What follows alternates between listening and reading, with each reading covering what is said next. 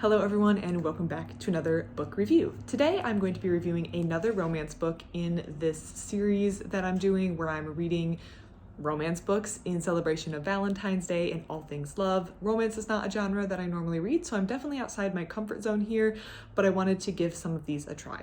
I wanted to get a wide variety of romance books or a wide variety of types of romance books, and I decided to get Girl Gone Viral to kind of fit that contemporary pop romance book that I know is kind of popular right now or that I've been seeing a lot of. This isn't the only one I got. I also got and I'm currently reading All the Feels by Olivia Dade, but I'm going to be reviewing Girl Gone Viral by Alisha Ray, not sure how to say her last name, today.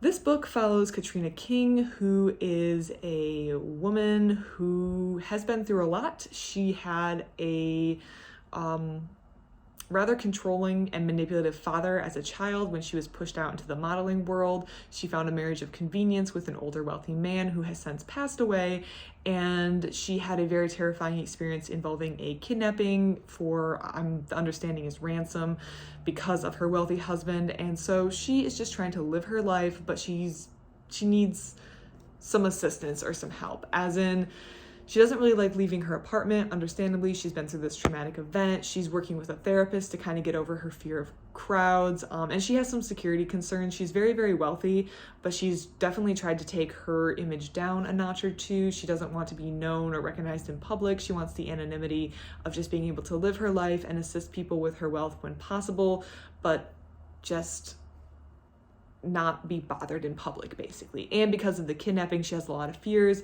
and she's trying to work through getting out of her house, getting out of the fear of leaving the house or being around other people, because it's terrifying. She also has a bodyguard, and this is where I was like, I'm pretty sure this is a trope because I feel like I've heard of this before. The bodyguard's name is Jas, Jas. He is there to protect her. He's ex-military. He clearly has some of his own issues going on, but he's there to make sure that she doesn't get kidnapped or anything bad happens to her, because there are bad actors out there who are willing to kidnap people for a ransom. Things kind of get out of hand one day when she's sitting at a cafe, and this woman sees her talking to a man. The man is talking to her and is trying to get her to go out with him, and she's not really feeling it, so she politely declines and they leave. But this woman who's sitting next to her in the cafe sees this interaction and thinks that thinks it's cute and starts live tweeting it, but then makes up an ending where they are together and they are going to be a couple, and this goes viral and everyone is super into it. It's all over the internet, and she's getting popular, and Katrina just freaks out. She doesn't want anything to do with this. She wants her anonymity. She wants the peace of mind. She's freaked out that there's going to be another kidnapping. She doesn't want to be recognized, and which is fair. She doesn't want to be put out there in public like that. So she goes to, and this is where it starts to get a little plot conveniently. She needs to go to a farm outside of the city with her and her bodyguard and of course her security detail, but her friends can't be there, and she needs to get away from the city so that no one will find her or dox her or any of that sort of stuff. So that's the plot convenience point where they wind up at the farm, and then shenanigans ensue, let's say. Now that we have the basic plot out of the way, I wanted to get into a little bit of my thoughts and opinions of the book. The first thing I'm going to say is I actually liked this book. I found a romance book that I enjoyed, and I think it's because I actually liked the couple in this one.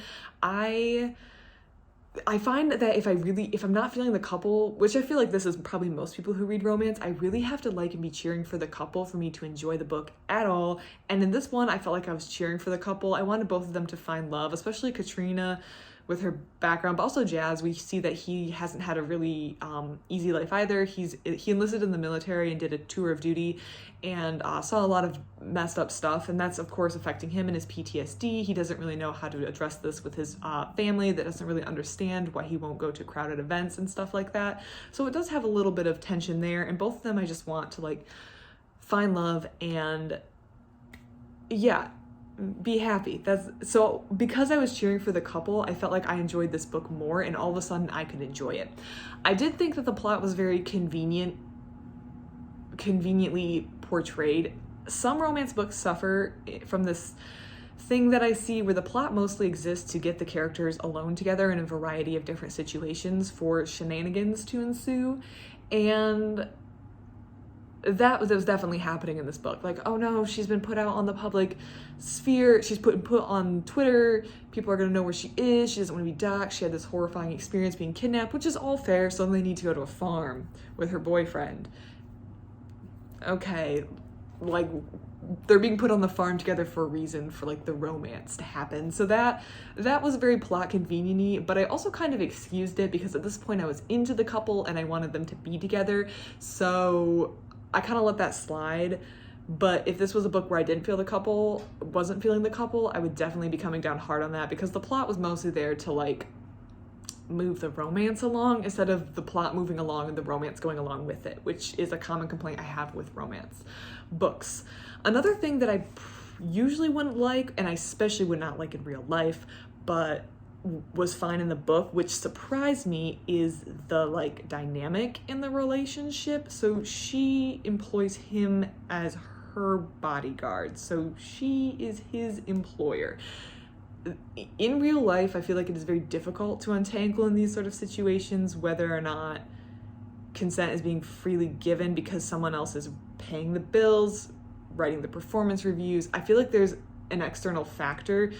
I'm not saying that a situation like this can occur where both parties are consenting adults and they both know what they're doing and there is no outside pressure. I'm just saying it sometimes can be very hard to untangle that other aspect from it. So I really don't like seeing this in real life. I feel like it's kind of a weird power dynamic that I don't like and shouldn't happen. I feel like if you have feelings for your manager, then you should switch departments first, so he or she is no longer your manager or your employer. And at the end of this book, they are no longer in that employer-employee dynamic, which I like. But the thing that I think made this okay for me is we're getting both sides of the coin, so we're getting both people's perspective, and we can see that both of them genuinely are into the other person, and there's not like this weird, I feel pressured to sleep with her, or I feel pressured to be with her because she's my employer. That doesn't exist because we're seeing the thought process in both people's minds, which is the only reason I'm like, okay, I'm giving this a pass. If you had told me that this was the dynamic going into this book, I think I would have been very wary of the book, because I know that dynamic can cause a lot of problems and can be very problematic in real life. I think the author maybe did that two perspectives. First of all, to build out Jazz as a character, not just Katrina King as the character. We have both sides, but also maybe to give us the insight in both people's minds to be like, hey, there's no weird power dynamic here. Jazz isn't feeling pressured to do this to keep his job or anything. It just is like the feelings that have naturally arisen. And I did like that she ultimately made the decision, or the author made the decision for him to end that employer-employee relationship, just because I do think it's kind of weird to continue that while being in a relationship with someone else. I actually really like this book, as I mentioned before. I think it's because I like the characters in the book. This is easily the best one out of the stack that I got from the library that I've read so far. I have 3 more to go, including this one that I'm currently working on. So I do have more to go, but so far this has been very enjoyable. I was here for the book and I didn't expect it to be, so it was a very pleasant surprise. This was a book I definitely would not have checked out of the library had I not done this challenge, but I would probably give this a 4-star because it was that enjoyable. On one final side note, I was texting my aunt, who I know reads romance. She enjoys romance, especially these like poppy romance. And I forgot to bring the book in here, but I had this mistaken impression that this book was going to be a little bit more innocent than, say, the Tessa Dare book I read, where the woman's dress is like coming off and like held up with like a hope and a prayer and the man's like glistening, or like that Boys of Summer book, Third Base, where like it's literally like a shirtless man on the cover, like nothing's even being hidden. Like things are going to get spicy in this book. For some reason, I thought this book was going to be a little bit more innocent. And for the beginning, it really is. It's her hanging out with her friends, talking to her therapist, working on getting over these traumatic events or learning how to process these traumatic events. It's Jazz thinking about his past, thinking about some of the things that he's been through, being really candid about his struggles, at least in his head to himself. He's really admitting that he struggles with some stuff. There's like thoughts and feelings, and there's a little kiss, and it's cute. And then things went off the page, and I was like, this book? For some reason, I thought this was going to be more innocent. Like, I definitely was like, okay, there's going to be, like, we're going to get some sex, of course. Like, it's a romance book. But I thought it was going to be more of a fade to black sort of thing. I don't know why I assumed this. And my aunt was like, oh no, some of these, like, contemporary romance innocent seeming covers are like spicier than the $7 paperbacks with the women whose like dresses are falling off, which I did not see coming. That was definitely a don't judge the book by the cover. It's not that I didn't like it, I just didn't see it coming. So it hit me like a semi truck. I was like, fingers are where now? I was very surprised. And I was like, I thought this was gonna be like a fade to black, wake up in the same sort of bed sort of thing. So these books are also spicier than I thought they were going to be, which I have to say took me by surprise. As someone who doesn't read romance, I wasn't expecting it. I was kind of judging the let's call it spice level based on the cover, expecting things like Racked and Stacked and the Tessa Dare book, Do You Want to Start a Scandal, and Third Base by Heidi McLaughlin to be way more adult than like this book, but that is definitely not the case. So I've learned my lesson, and I'm not expecting this to be a very innocent book, but this will have its own review, all the feels. So if you want to see my review of this one, stay tuned. It should be out tomorrow because I should finish this today. But yeah, Alisha Ray, Girl Gone Viral, much better than I expected. I really enjoyed it. I would give it a 4-star. I am so glad that I did this challenge for the sole reason of finding a romance book that I enjoyed. And that was the purpose of this, to find anything that I could really like. It's a dynamic that I didn't expect to like. It's a book that I didn't expect to like, and I wound up liking it. So I feel like this justifies my whole challenge of getting outside my comfort zone. And I would just encourage you, if you like to read the same things, nothing wrong with that. Read what you love, do what you love. But if you ever have the opportunity to get outside your comfort zone, you might be surprised, and you might find a surprise read that you enjoyed. So yeah, that is my review of Girl Gone Viral. If you've read this book, have any other recommendations, have any thoughts on this or anything similar to this, I'd love to hear it. Other than that, thank you so much for watching, and I hope you have a great rest of your day. Thank you.